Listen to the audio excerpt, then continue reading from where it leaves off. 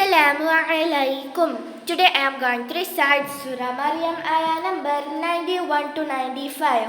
What's meaning?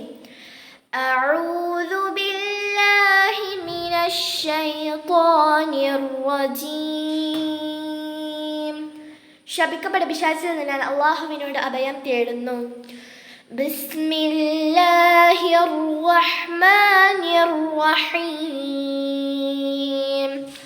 പരമകാരുണികനും കരുണാനിധിയുമായ അള്ളാഹുവിൻ്റെ നാമത്തിൽ.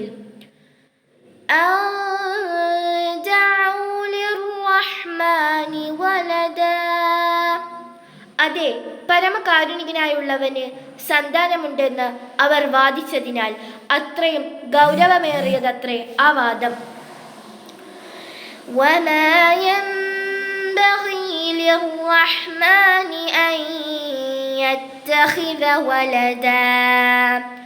സന്താനത്തെ സ്വീകരിക്കുക എന്നത് പരമകാരുണികനായുള്ളവന് അനുയോജ്യമാവുകയില്ല.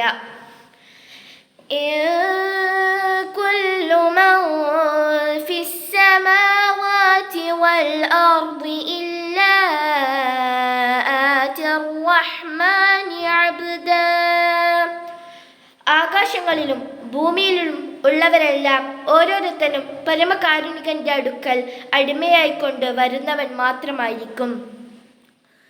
ലഖദ് അഹ്സാഹും വഅദ്ദഹും അദ്ദാ.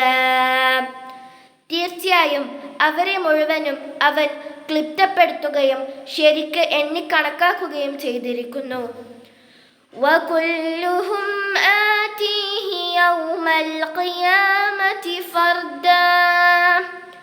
അവരിൽ ഓരോരുത്തനും ഖിയാമത്ത് നാളിൽ ഒറ്റപ്പെട്ടവനായി അവന്റെ അടുക്കൽ വരുന്നവരത്രേ.